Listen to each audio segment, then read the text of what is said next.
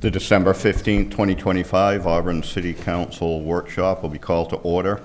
The first item on the workshop agenda is an executive session pursuant to 1 MRSA Section 405 Sub 6E to consult with the city's attorney concerning the city's legal rights and duties.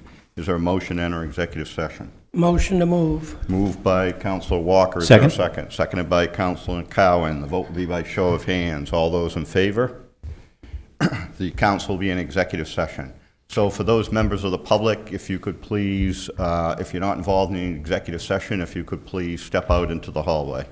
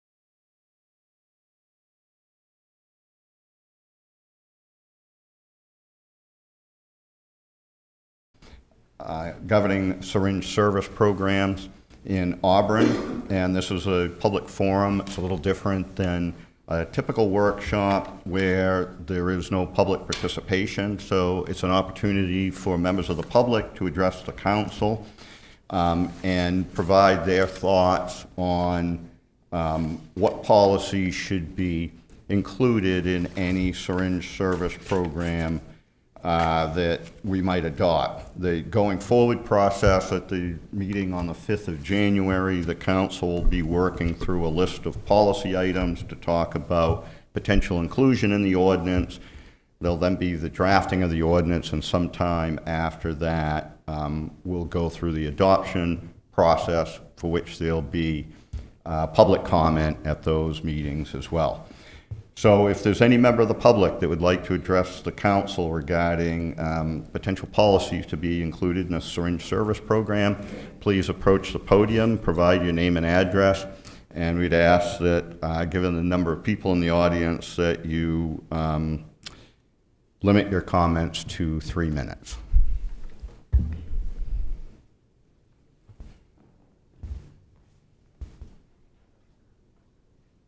Quentin Chapman, 51 Eastman Lane.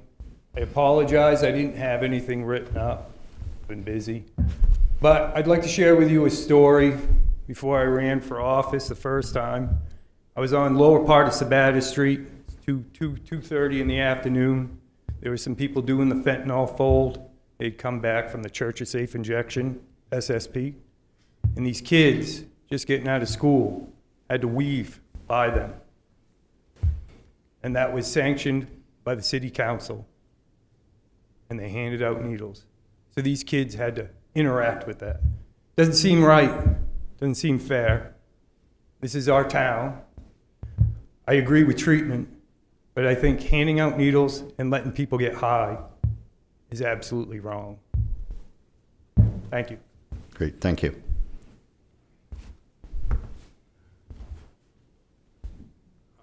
My name is Roger Bergeron. I live at 45 Alderwood Road, Auburn, Maine, and I've been born and bred in Auburn. I'm not going to say a long speech because you can tell 3x5 cars. It can't be that long.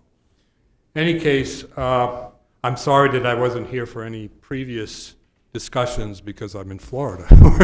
I wish I was there now. But anyway, I will be going back. But in any case, let's start with what I thought about this. Do needle exchange programs work? Well, I think you've got a great example just across the river. Did it work well for them? Did they spend months arguing back and forth about the council, trying to figure out how to get in and out of that program?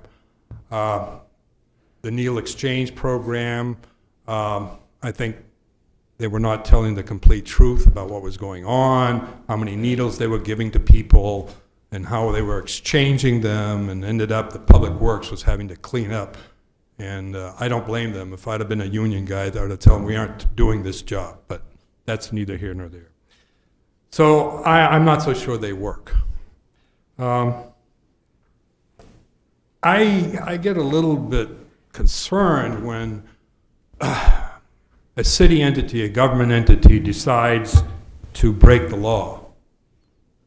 What I mean by that is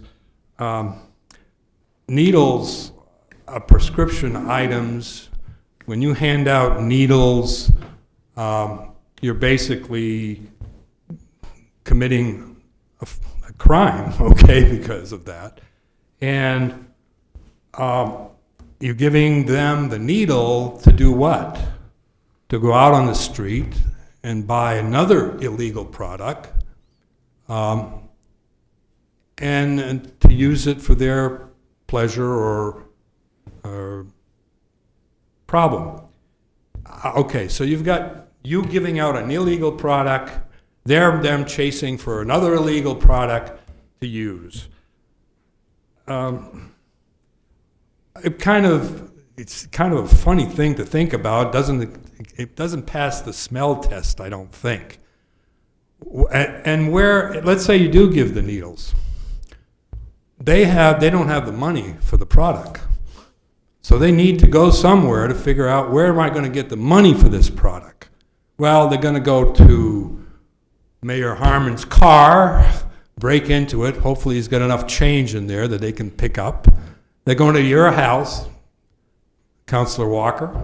They're going to break in the back door, try to get something, your stereo or something, to sell. So now you've compounded the problem. You've given them the means for it, but they don't have the money to buy the product. So they're going to increase the crime simply because they've got to get the product. And the only way they do it is with money, and they don't have it. So now you've compounded even further. Are you going to increase the number of addicts that come to the town? Of course you are. Who doesn't? If I live in Bethel, I can't get free needles, but I can come to Auburn and get them. And you know what? They give you more. Since I live in Bethel, I'll tell them I live in Bethel, and they'll give me, maybe half a dozen or a dozen of them, so I don't have to come back so often. And you know what? I'll sell some of those to my buddies, because they're clean.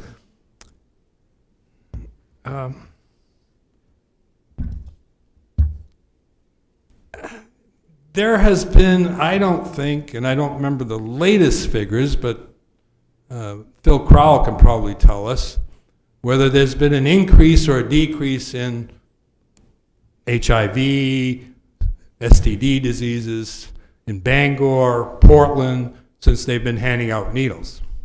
The answer to that, at least for 6 months ago, was hasn't done a thing. Hasn't helped, probably made it a little worse, okay? Because even though you're giving needles, most of the addicts will share those needles, okay? They may use the clean one for themselves, but the ones they've used they're going to give out to their buddies because they don't have any. And it just perpetuates itself. What should we be doing with this problem? And I can tell you, since I've lived here most of my life, I can tell you, and former Chief Crowell can tell you, the crime problem hasn't gone down, okay? The break-ins are higher up, the car break-ins are higher, the home break-ins, home invasions, all of that's gone up in the past 30 years. And the number of addicts on the street has gone up, the homelessness has gone up. All of that starts to get tied in together, I believe. I really think that we should be using our money not to open a needle exchange place. That's my feeling. I think we should be using our tax money. And you could say, oh, it's a grant from the feds. No, it's these people's Can you tax wrap money. it up? Okay? Yeah, thank you. In any case, we should use those for treatment centers. That's what you should be pointing at. Not giving out needles, not having these people trying to break in. You should be treating the problem and using common sense. I see all these people. I know you've got common sense. Think about it a little bit. Think about what you're doing, not just what it looks like to the public or to the papers. We all have hearts, okay? And I think we all feel for these people. But what you really should be doing is opening a treatment center. That's my say. Thank you.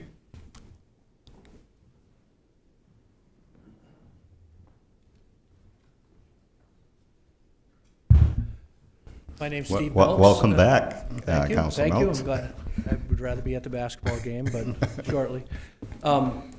Steve Milks, 82 Alderwood Road. Some of you know I was just recently a city councilor, and so I sat through a number of those workshops. And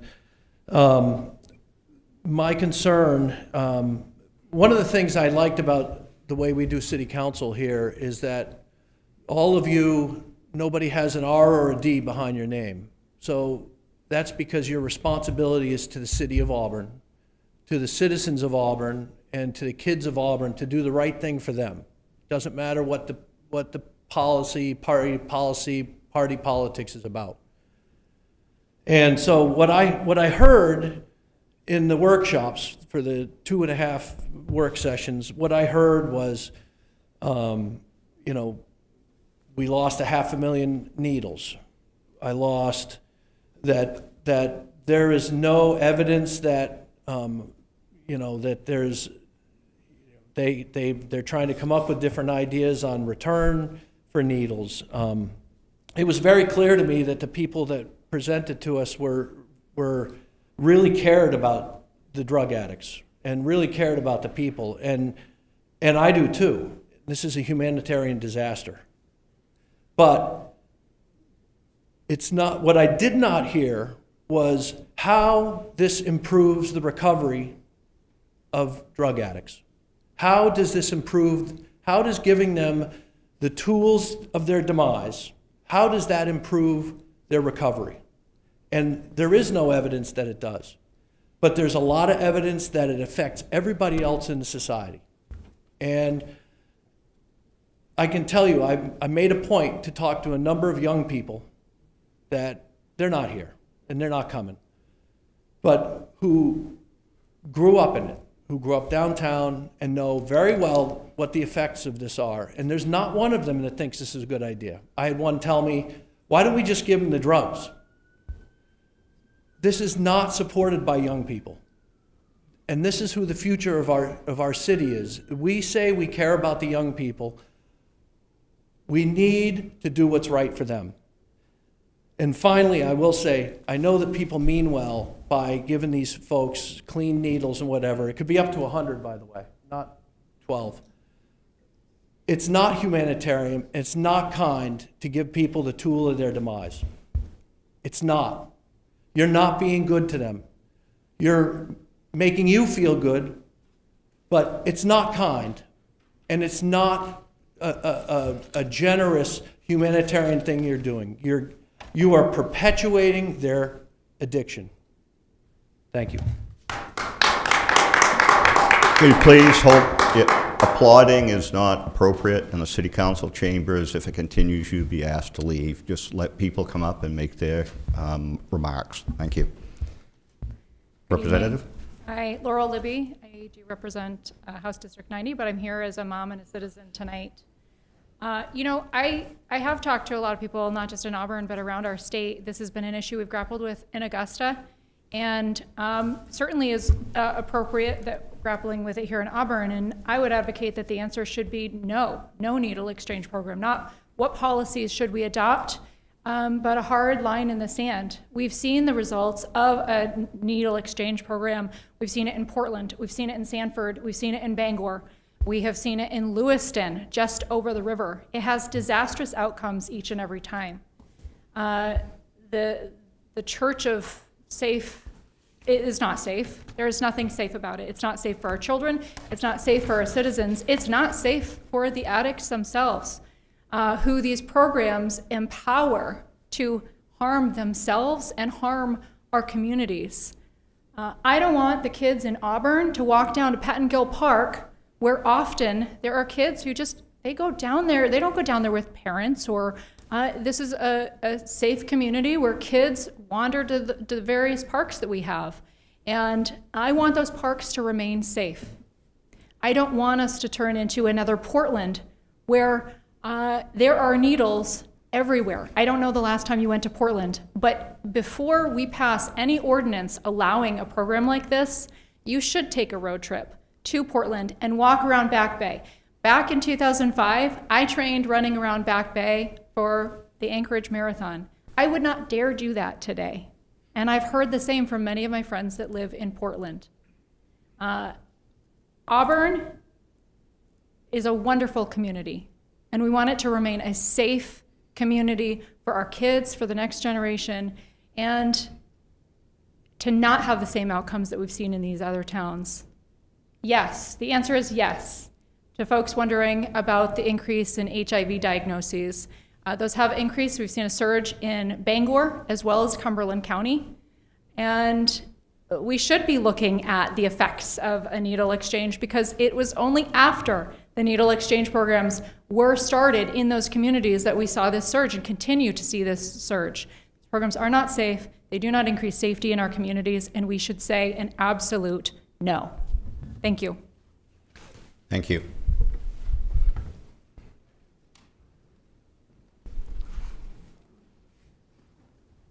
Hi, my name is Selena Gothier. I live at 1656 Pownell Road in Auburn.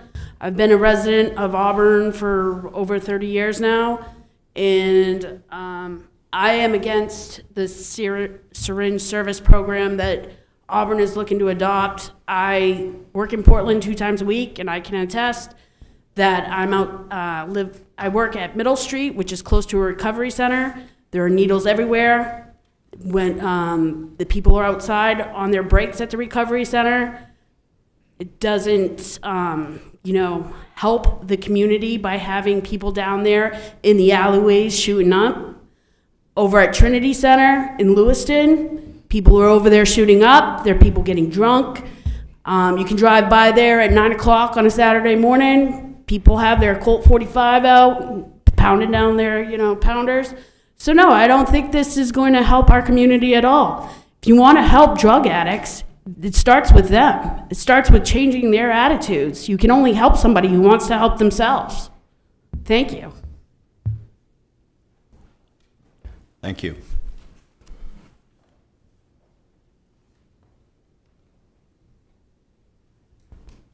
Good evening.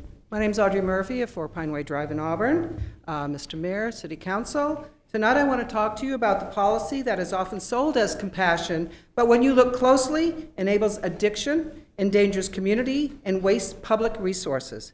That policy is government-funded needle exchange programs. Proponents claim that the programs reduce HIV and hepatitis by giving addicts free, clean needles. But let's examine the evidence and the real-world outcomes. First, needle exchanges normalize and sustain intravenous drug use. When the government hands out free needles, sometimes by the tens of thousands, with no requirement to enter treatment, it sends a message. Keep using, we'll make it safer. Studies, including a 2019 review in the journal Addiction, have found that areas with long-standing needle exchanges do not see statistically significant drops in new HIV cases among injection drug users compared to areas without them. Vancouver's supervised injection site and massive needle distribution program, often praised as a model, has coincided with one of the highest overdose death rates in North America. Correlation is not causation, but the promised reduction in disease transmission has been, at best, marginal. Second, the programs attract drug activity to the neighborhoods that can least afford it. In San Francisco, Philadelphia, and Portland, residents near needle exchange sites routinely find hundreds of discarded needles in parks, playgrounds, and sidewalks. Children have been stuck. Dogs have died. A 22 report from Portland shows over 22,000 needles littered in a single year despite safe disposal promises. These programs concentrate open drug use and dealing in already struggling areas, driving down property values and driving out families and businesses. Third, they divert scarce resources from actual solutions. Every dollar spent handling out free needles in sharps containers is a dollar not spent on detox beds, rehabilitation, or mental health services. In Massachusetts, the state spends millions on needle exchange while waiting lists for residential treatment stretch months long. Recovery works. Abstinence-based programs have success rates far higher than the harm reduction alone, but they require commitment, not just clean syringes. Finally, needle exchanges remove one of the natural consequences of addiction, fear of disease. That sometimes motivates people to quit. When that fear is artificially reduced, the urgency to get clean diminishes. Compassion does not mean enabling self-destruction. True compassion offering a hand up, not a needle out. We can fight bloodborne diseases with aggressive testing and treatment access. We can fight addiction with real recovery options, enforcement against dealers, and a clear message that a drug use is not inevitable or acceptable. Needle exchange programs may feel kind, but they prolong suffering, endanger children, and warehouse human beings in addiction instead of helping them escape. It's time to stop managing decline and start demanding recovery. Thank you. Thank you.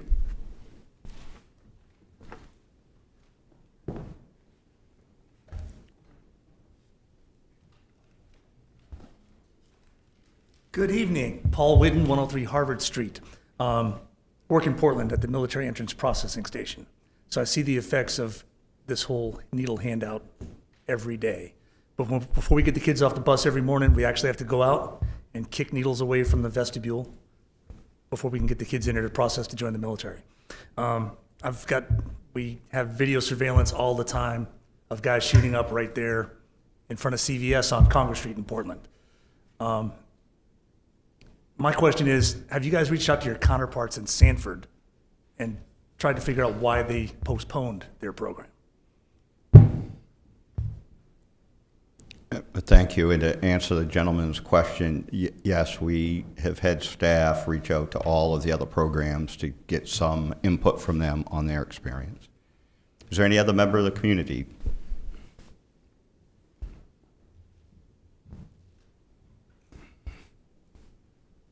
Hi, Kristen Chapman, 51 Eastman Lane.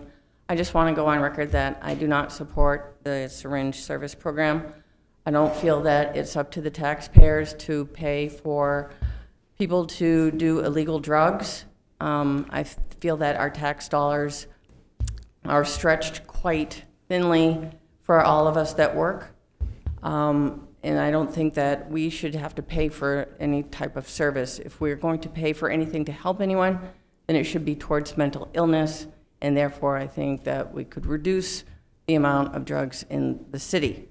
I'd like for it to stay safe, and I just want to say that I don't support this, and I know many people don't. Thank you. Thank you.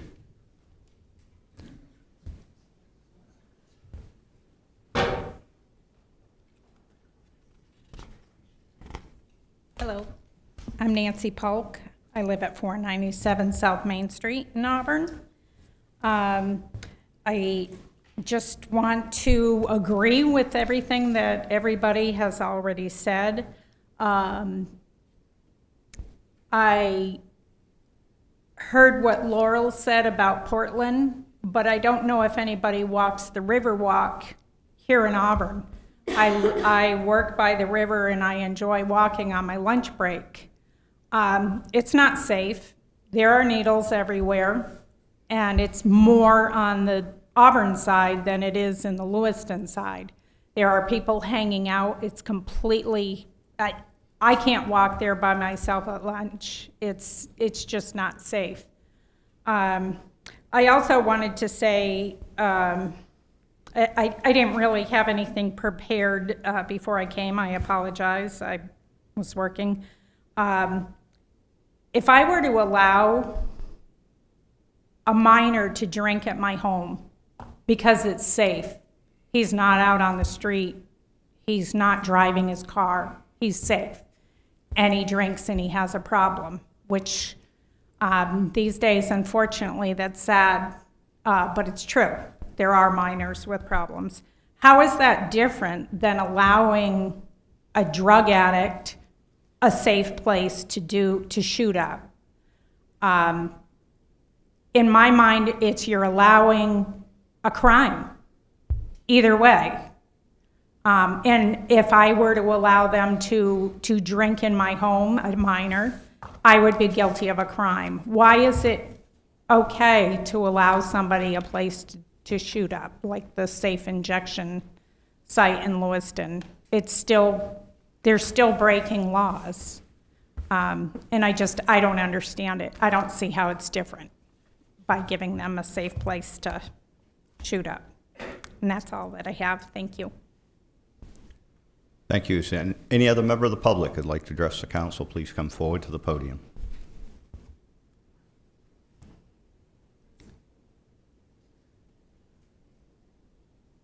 Not seeing any. The public forum will be closed. I appreciate everybody coming in tonight and providing their input. Again, there'll be continued sessions by the council. The next one will be on the 5th, where we'll be in workshop to have further discussions about potential ordinance. The council will be in recess until 7 p.m., in which time we'll reconvene for the regular city council meeting.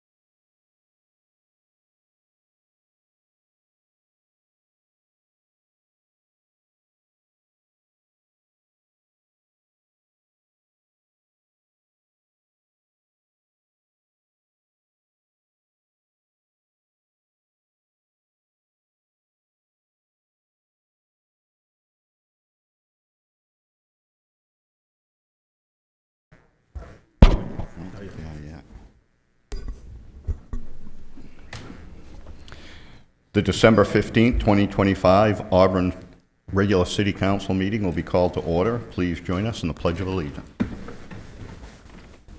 I pledge allegiance to the flag of the United States of America and to the republic for which it stands, one nation, under God, indivisible, with liberty and justice for all.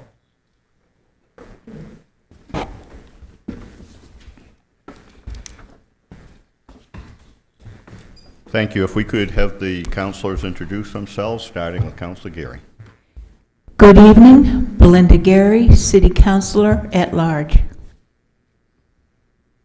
Good evening, Rachel Randall, City Councilor, Ward 1. Good evening, Tim Cowan, City Councilor, Ward 2. Good evening, City Councilor Matthew Duval, Ward 3. Good evening, Jeff Harmon, Mayor. Good evening, Kelly Butler, Ward 4, City Council. Good evening, Leroy Walker, Ward 5. Good evening, Adam Platts, at Large, City Council. Phil Crowell, City Manager.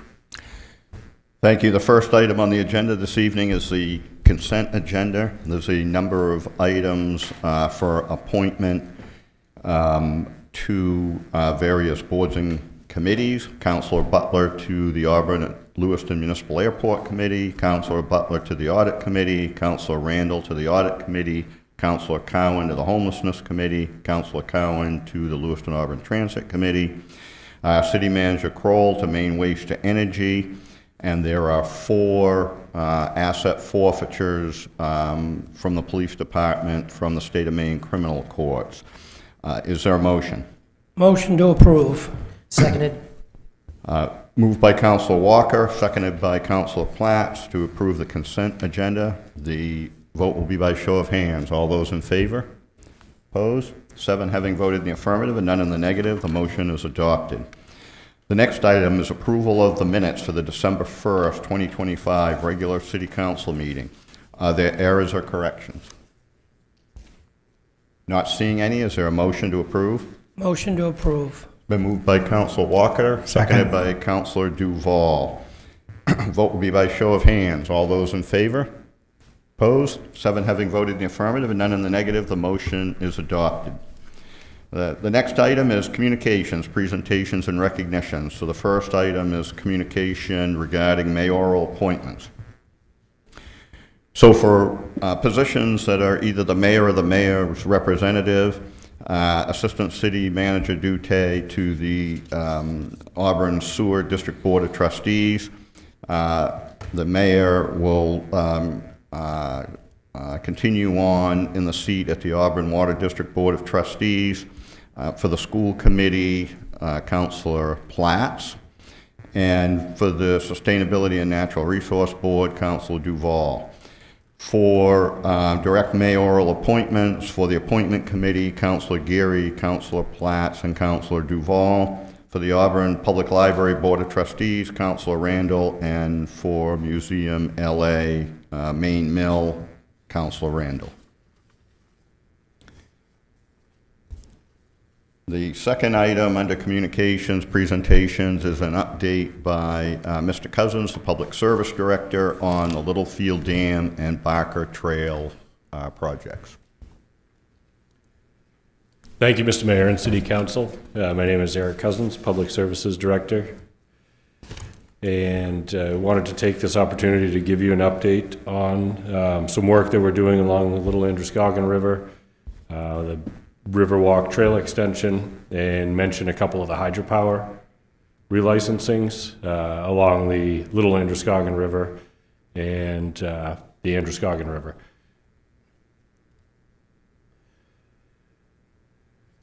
So we'll go over the Littlefield Dam removal project that we're working on with a NOAA-funded grant. The Riverwalk Trail Extension, extending what you probably already know of as our Riverwalk along the Androscoggin River, 1 mile extension along the Little Androscoggin River, also funded by a substantial federal grant with a local match on that. There is no local match on the Littlefield Dam. Lower Barker and Upper Barker dam relicensings, some of the benefits of those that we can expect. and a couple of other projects for a quick mention, and then happy to answer any questions. The Riverwalk extension is funded by, most substantially by a $3.9 million grant. The city will have to provide a 20% match for that, but it will extend our existing Riverwalk out to Washington Street. This is just a graphic that's been part of the Rivers and Trails plans for the region, really, as well as the city of Auburn, for at least a decade, probably a little bit longer than that. And it shows the larger context that there is the goal of having a trail all the way from Brunswick through Lisbon, through Lewiston, crosses the river into Auburn, and extends up to the Riverland State Park to our north. This trail extension would be a part of that system, connected to that system, would allow people from many more Auburn neighborhoods to access our Riverwalk that would tie into that larger system eventually.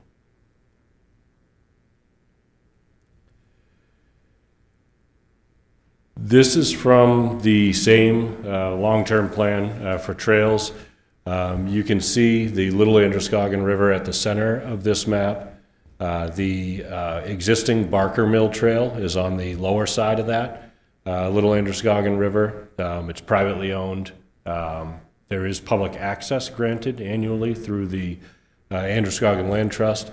This trail connection would take us from the blue line on Main Street, kind of at the right of this map, and it would extend upwards and then to the left along the upper side of the Little Androscoggin River, all the way out to Washington Street, where you see those 3 green lines on Washington Street. Those were concepts from an earlier plan of how we would get across Washington Street. We currently don't have an exact plan to get across Washington Street, but we're also working on the Reimagine Washington Street Gateway study, and as part of that, we're working on a way to make adjustments to Washington Street to safely get people across that roadway. That trail extension, once we can get across Washington Street, you can see the concept line going through Brickyard Circle off the top left of the map. If we can get over to Poland Road, which we know that is possible with additional property owner permissions and construction over time, then we'd really tie Auburn sidewalks from Western Avenue, Fairview School, Poland Road, giving a lot more residents potential access in the long term to the Riverwalk trail system. Again, this is a concept map from years ago, but it shows that it's been something that the city's worked towards for a long time. And the last couple of comprehensive plans have placed a really high priority on access to the rivers, access to the waterways, whether that's visual access or connectivity to actually physically access those. This trail connection can provide some of both.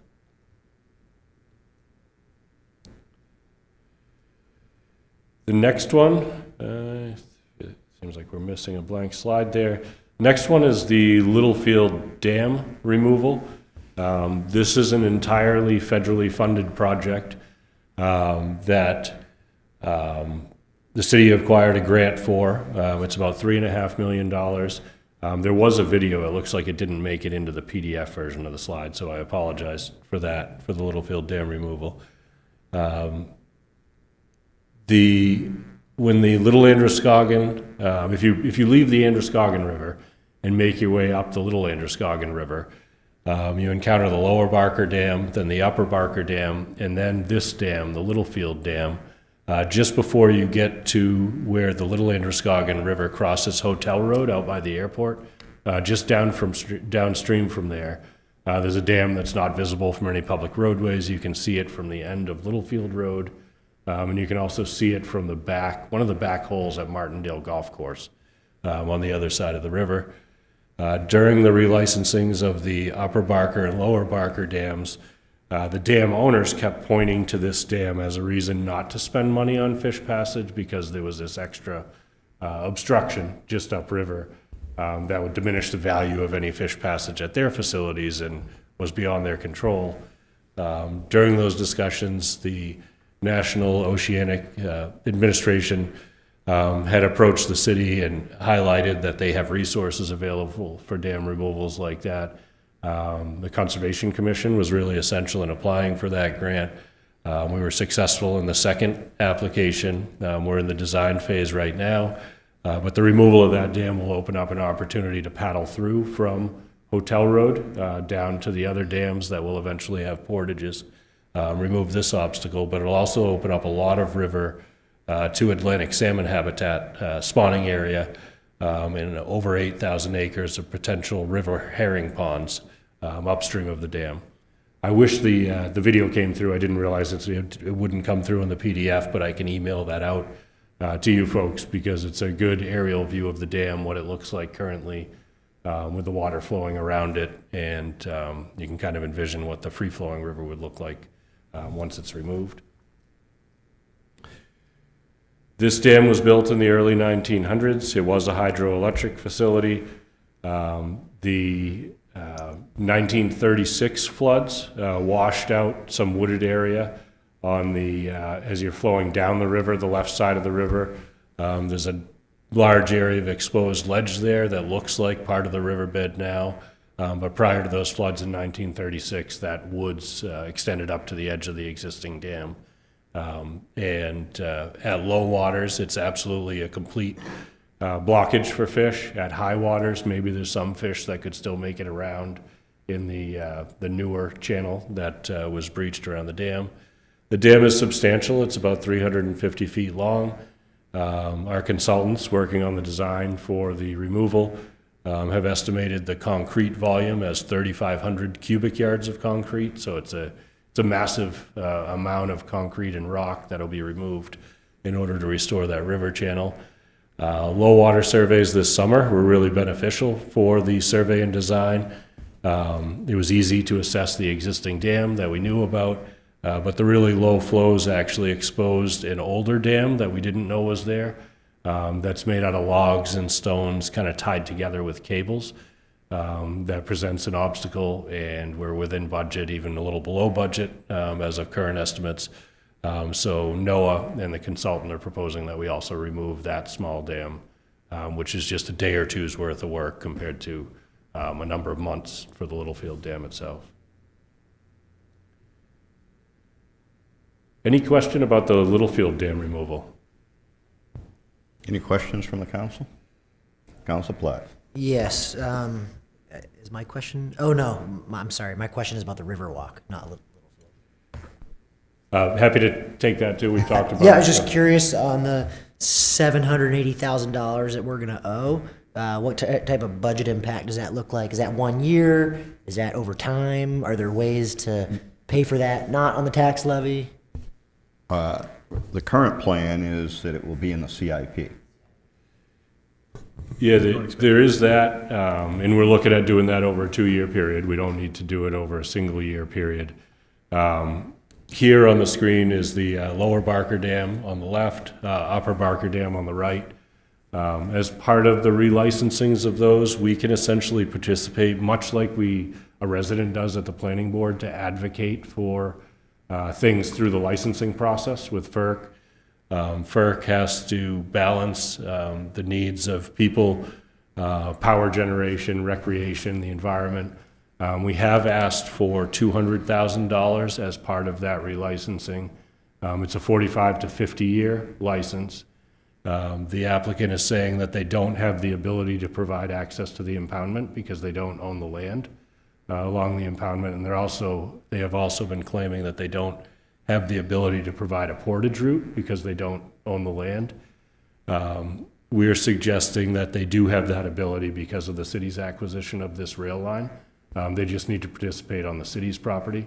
I don't know that 200,000 will be the number that FERC thinks is the right number, but a couple of weeks ago, they were due December 1st. We submitted our comments to FERC advocating that the applicant should be required to commit to $200,000 towards the match of that, as well as maintenance responsibilities annually over the life of their license. Maine Inland and Fisheries Wildlife was advocating for something similar, so they sort of piggybacked on those comments. And Bureau of Parks and Lands for Maine also did. So I think It's very common that FERC will require them to participate where they have land rights to construct a portage and also access to the impoundment. We'll have to see what FERC thinks is the right number, but we are looking for other sources as well. And there's a residential subdivision not far from here that may have recreational requirements that will be going to planning board potentially. We've talked with the applicant about contributing that recreational fee to cover a match. So we're looking at a lot of different ways. There's also the potential for some other grant sources that could help cover the match. Councilor Gary? Thank you, Mr. Mayor. You had mentioned about Barker Trail. Is there some funds that we can rebuild the trail, put back some of those little bridges and things? Because right now, it's not very walkable or people-friendly, or even people in chairs. Yeah, we've walked it this summer with the Conservation Commission. I know Jane Costello and other members of the Conservation Commission are really working to try to get that improved.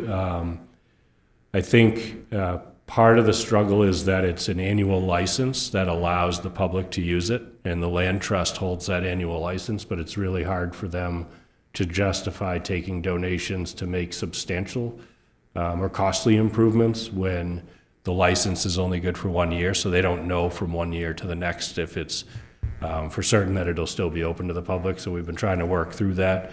I do think there's an opportunity for volunteers to help reset the bridges that are there, do some mowing and pruning to get that open, and we're working with the land trust on that. But that is private property that we do need the property owner's permission to do that kind of work, but it is something that's being worked on. Thank you. Councilor Walker? Thank you. I want to talk about the new trail that you're going to make walkable along the Little Androscoggin. I just want to give a couple of my opinions about it.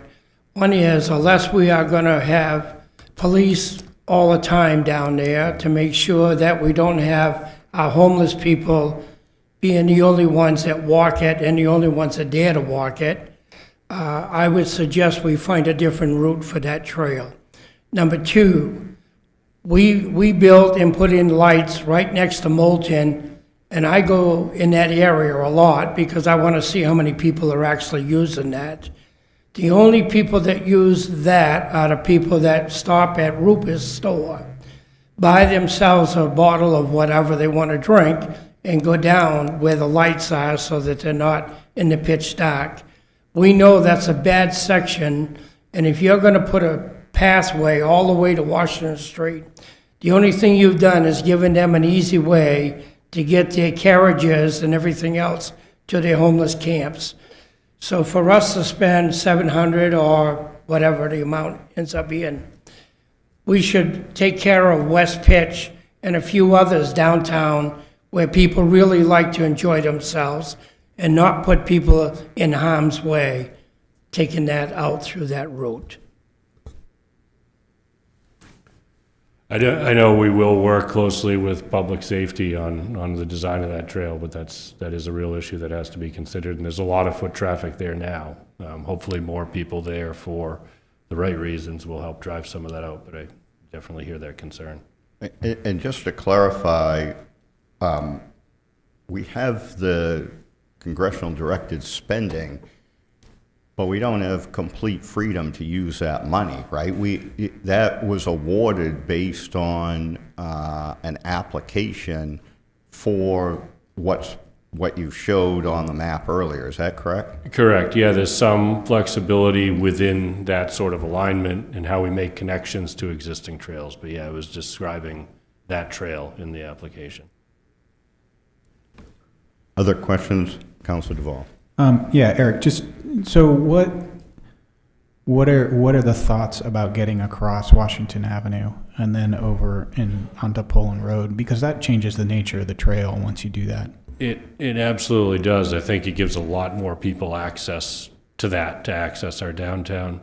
We're working through that Reimagine Washington Street process now. Obviously, Washington Street now is not a safe place to send pedestrians. But we're coming up with design alternatives that would get people across there. The timeline of that, I think that depends a lot on what the solutions are, how much they cost, and what kind of funding we go after. But I do think there's a way to do it, and hopefully the next public meeting for that project is in January.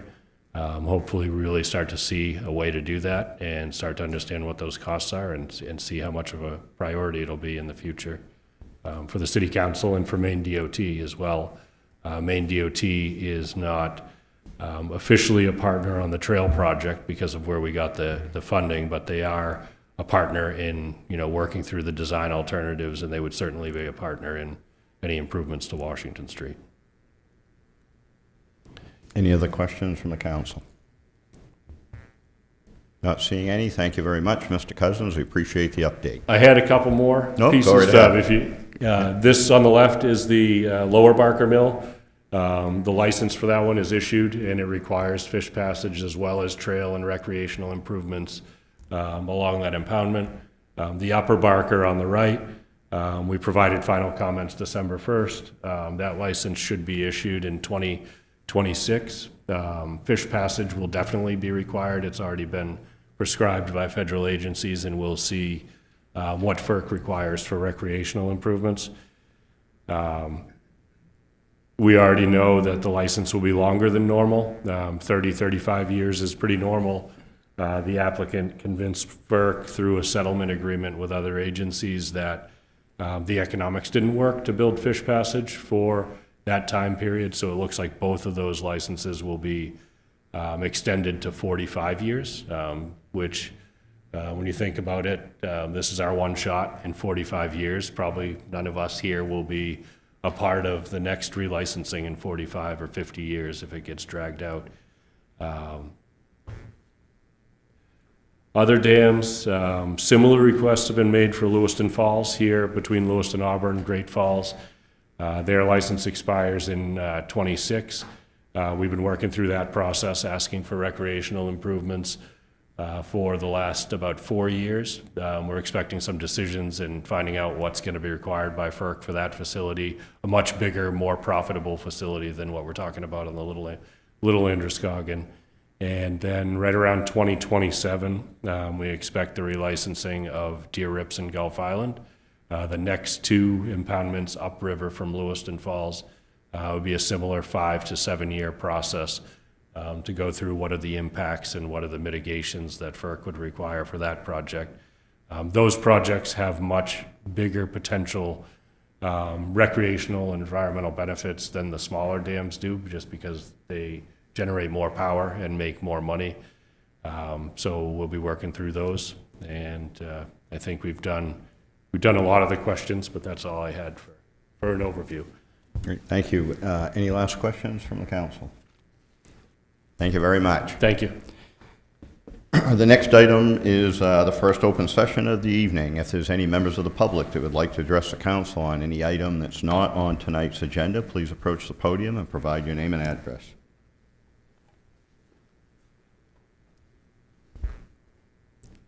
Not seeing any, the open session will be closed. There's no unfinished business before the council this evening. We'll move on to new business. The first item is ordinance 0812152025, amending the city's Code of Ordinances, Chapter 52, Traffic and Vehicles, to update the designated winter relief parking areas. This will be for first reading. Is there a motion? So moved. Moved by Councilor Gary. Second. Seconded by Councilor Cowan. If there's any member of the public who would like to address the council on this item, please approach the podium and provide your name and address.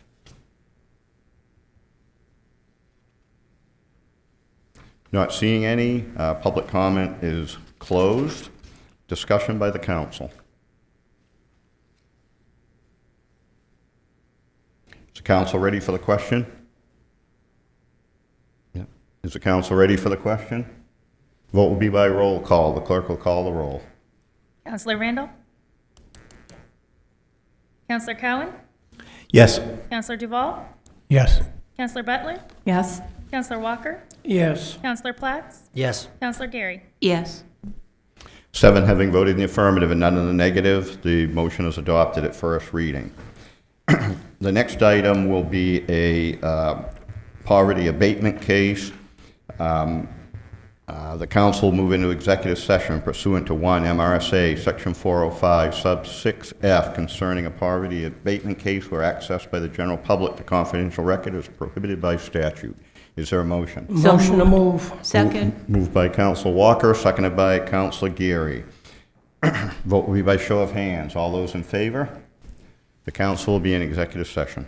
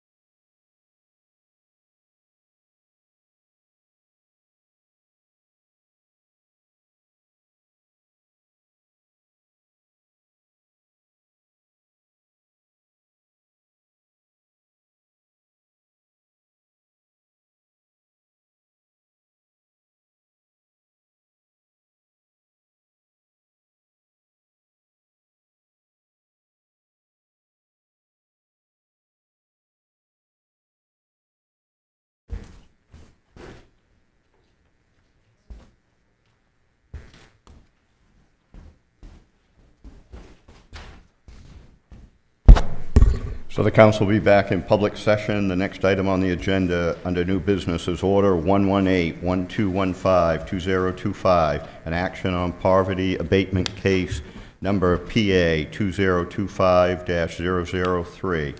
Is there a motion? Motion to move. Seconded.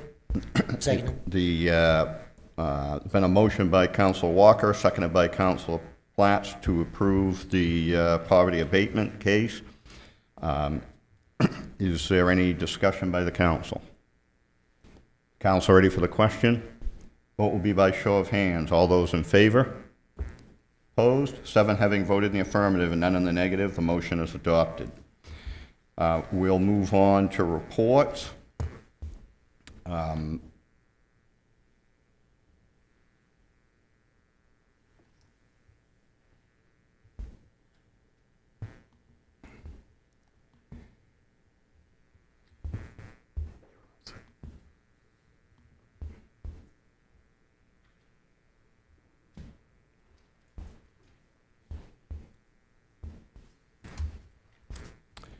So I wanted to thank the clerk and all the city departments for putting on the inauguration. Excellent job. Really appreciate all of the work. Kudos to the city staff for the Christmas parade and the Christmas tree lighting. Did a great job. It was great. Really nice tree. Great job by our volunteer Santa. Families and kids really enjoyed it. So that's all I have for this evening. Councilor Geary? None at the moment. Councilor Randall? No. Councilor Cowan? Not tonight, thanks. Councilor Duvall? Nothing, thanks. Councilor Butler? Not tonight. Councilor Walker? Thank you very much, Mayor. I'd like to reach out to all my people in New Auburn that helped us through the lighting of the Christmas tree. And Santa Claus was there to talk to the children and see what they would like for Christmas. Just a big thank you. Merry Christmas. Councilor Platt?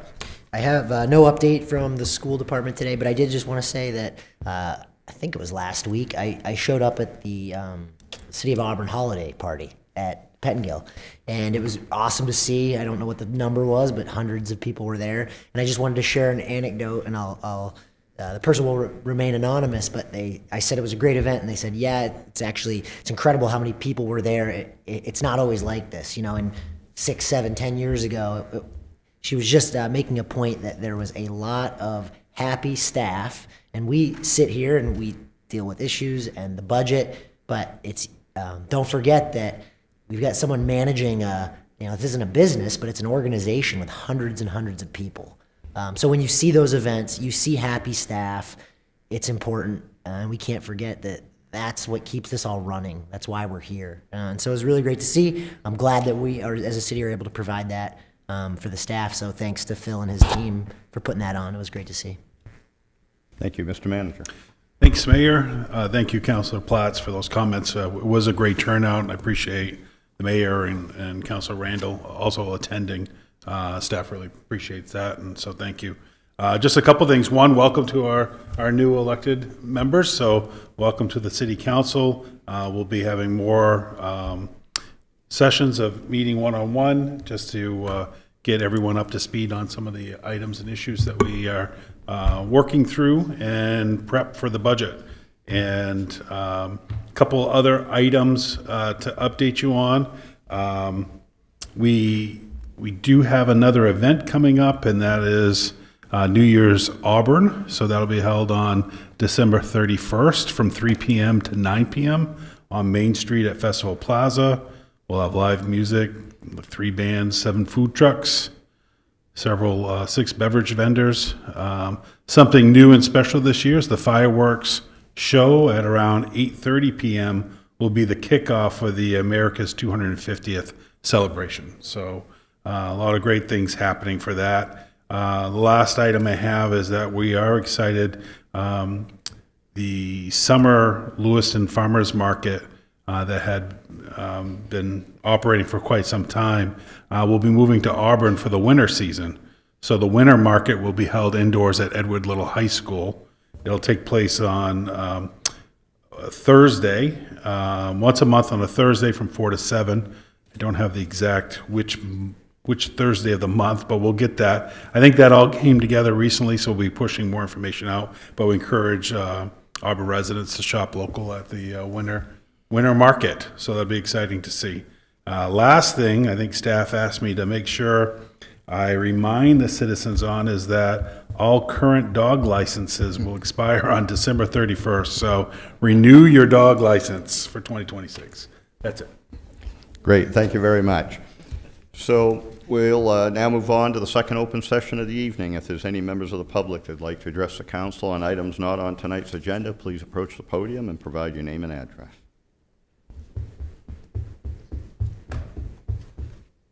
Not seeing any, the open session is closed. There's no further business to bring before the council. Is there a motion to adjourn? Motion to adjourn. Moved by Councilor Second. Walker, seconded by Councilor Cowan. All those in favor?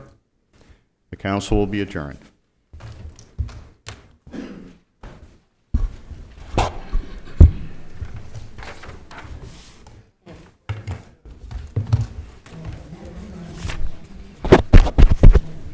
Survived the first meeting. Great.